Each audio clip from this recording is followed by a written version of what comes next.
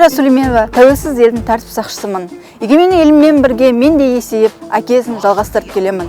Ата-ағаларым 30 жыл бойы қылмысты азайту мен қоғамдық қауіпсіздікті қамтамасыз ету жолында талай тар жол тайғақ кешуден өтті. Ендеше өткенге көз жүгіртейік. Еңсемізді көтеріп, егемен ел атандық. Тәуелсіздікке қол жеткіздік. Бірақ бұл жолда тәуелсіздік тұрақтап, бейбіт өмір сүру үшін тәртіп сақшылары күндіз-түні қызмет атқарды. Сөзімізге дәлел, атышулы қылмыстарды ұйымдастырған, талай жерге есімі барып, жұртты үрейлендірген қандықол қылмыскерлердің құрықталуы. Тәжірибелі полицейлердің 5 жыл бойы жіті жоспарлаған операциясы барысында Оңтүстік Қазақстан облысындағы кәсіпкерлердің қорқынышына айналған қарақшылық топ ұсталды. Топтың басшысы Тайсын. Олар адам өлтіру, бопсалау, тонау, ұрлау секілді қылмыстарды тоқтаусыз жасап келген. Көріпкел әйелді өлтірген қылмыскер мен қылмыскерді жалдаған кәсіпкер ұсталды. Бұл сәтте тәртіп сақшылары табанды еңбек нәтижесін көрсетті. Осылайша күндіз-түні тынымсыз жұмыстың арқасында әділдік орнап, кінәлілер жазасын алды.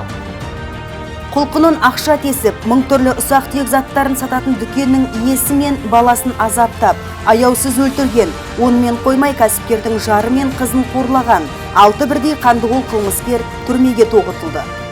Қырағы қызметкерлердің жүйелі жоспары жүзеге асып, қой терісін жамылған қасқыр қолға түсті. Адам өлтірумен қарақшылық істеген бұрынғы полиция қызметкері ұсталды. Ондердің абыройы бәрінен де маңызды. Сондықтан арамызда шен таққан қасқырларға орын жоқ. Бертін келе Арыс қаласында тұрғындардың зейнетақысы мен жәрдемақыларын жымқырып, 2 бірдей инкассаторды мерт еткен пошта қызметкерінің қолға түсуі.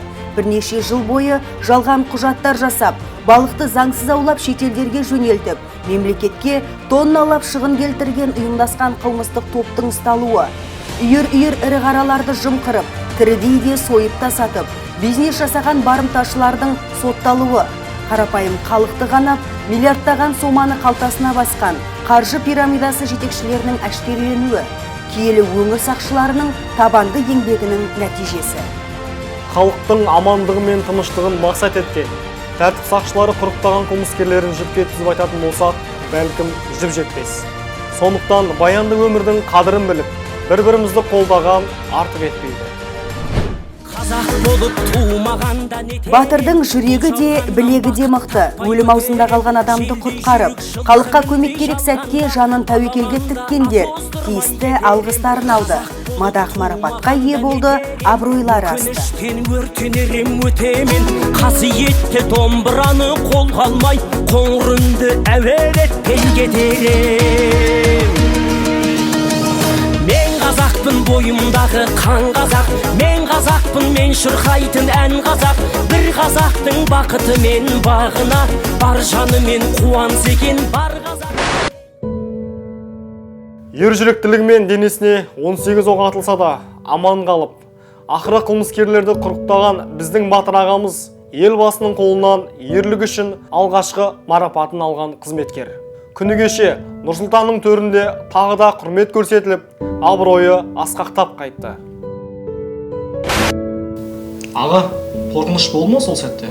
Өмірмен қош айтысуыңыз да мүмкін еді. Адам бойында қорқыныш қобалжу қатар жүреді, қорқыныш болды. Бірақ біз отан алдында, халық алдында ант қабылдаған полиция қызметкерлеріміз, сол себепті біз антымызбен парызымызға әрқашан борыштымыз деп есептейміз. Олар маған жарақат салады, атып кетеді деген ой емес. Сол 1989 жылдар өте ауыр жылдар еді. Халықтың тірнектеп жинаған, бір күнде үптеп кететін қылмыскерлерді ұстауды парызымыз деп ойладық. Жарақат алдық, бірақ бір Алланың құдіреті және ақ халат абзал жандардың көмегінің арқасында аман қалдық. Онысына да рахмет.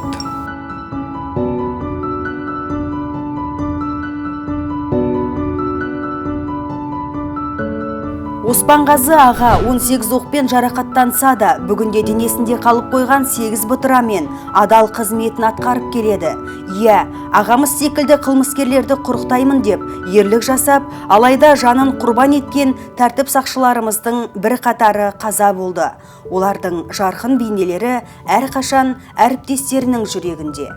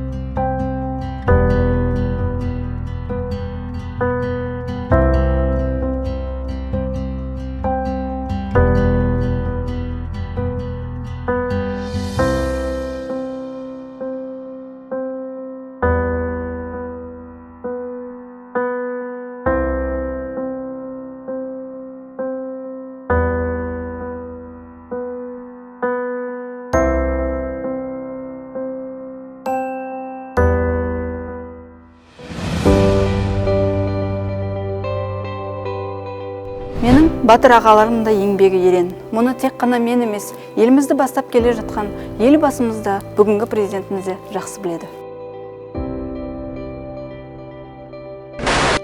Шымкент қаласына республикалық маңызы бар қала мәртебесін беру және облыс орталығын Түркістан қаласына көшіру туралы жарлыққа қол қойғалы отырмын. Бұдан былай бұл өңір Түркістан облысы деп аталатын болады. Оңтүстік Қазақстаннан жаңа Түркістанға көшіп келген департамент өз мақсатынан айныған жоқ. Қасиетті де кең өлкеге келсе дағы, бар міндеттері осы аумаққа да тер төгіп, қылмыс санын азайту, қылмыскерлерді құрықтап, тұрғындардың тыныштығын күзету болды. Батыр жаудасын алады, дана даудасын алады дейді халқымыз. Жаңа қоныста да тәуелсіз елдің сақшыларын сынақтар күтіп тұрды. Арыстағы алапат жарылыс.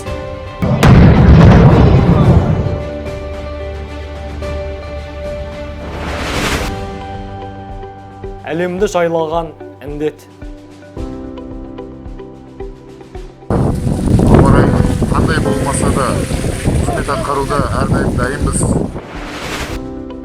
Облыс орталығы Түркістандағы қонақ үй өрттері.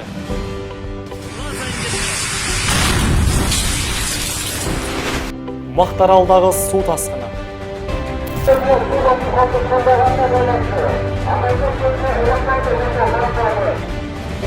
Адамның адамға жасаған жақсылығы, көмегі, ризашылық білдіруі, істеген ісіне жоғарғы баға беруі алғыс болса, ол Түркістан полицейлерінің әрдайым жанында.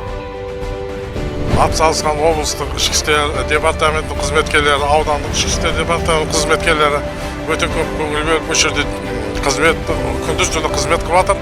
Сол жігіттерге рахметімізді айтамыз. Балам қызмет бабында қайтыс болды. Басымызға қиын жағдайлар түскен кезде мына полиция мырзаларының жұмыстары қанша қауіп болса да бізден хабар алып тұрады. Осыларға рахмет. Балам жақсы адамдардың арасында жұмыс істеген екен. Халыққа жақын болыңдар деп тәрбиелеп отырған Ерлан Тұрғынбаевқа рахмет, алғысым шексіз. 102, тут они молодцы, дружно приехали. За 2 минуты же они тут были. Спасибо им большое, что они спасли ребенка. Полициялар жақсы адамдар. Олар әр уақытта шамасы келгенше, мүмкіншілік барынша олар қызмет істейді. Рахмет.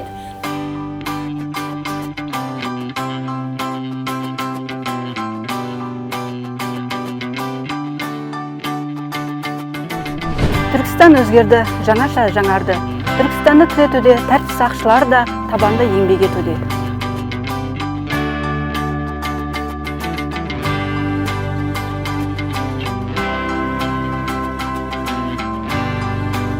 ...2019-2021 жылдарға арналған ішкі істер органдарын жаңғырту жөніндегі картаны жүзеге асыру, цифрлы Қазақстан, полицияның сервистік модельге көшуі, естуші мемлекет, стационарлық полиция пункттері, жұртқа жақын полиция қағидаттары мен жобалар аясында сан алуан игі шаралар, жүйелі жұмыстар мен нәтижелі іс-әрекеттер уақытпен жарыса жылжып жатыр. Облыста бейнекамералар санының артуы, жедел басқару орталығының үзіліссіз жұмысы халықтың көз алдында дамып жатыр. Учаскелік полицейлерінің мәртебесі еленіп, тәртіп сақшыларының жағдайы жасалуда. Республика көлемінде адам санына шаққанда қылмысы ең аз облыс қатарындамыз. Кадр мәселесіне мән беріліп, мамандар қосымша біліктіліктерін арттыруда. Үкімет тарапынан штат санын ұлғайту қолға алынып, қызметкерлерге баспана берілуде. Қасиетті де киелі өлкенің тәртіп сақшыларын келесі жылыда жаңа қоныс күтіп тұр. 470 адамға лайықталған Түркістан облысы полиция департаментінің ғимараты заманауи үлгіде салынып, бой көтеруде. Полиция қызметкерлерінің тәуліктеп қызмет атқаруына жағдай жасалып, барлық талаптар қарастырылған. Біздің бейбіт өмір сүруіміз бен тәуелсіздігіміздің ақ таңын жанын аямаған, сол жолда шейіт болған барша бабама басым дейіп алғыс айтамын.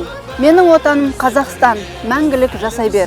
Біздің елдің тұрғындары әрқашанда бірлікте, ынтымақ пен татулықтықта мызғымас күн кеше беретін болады.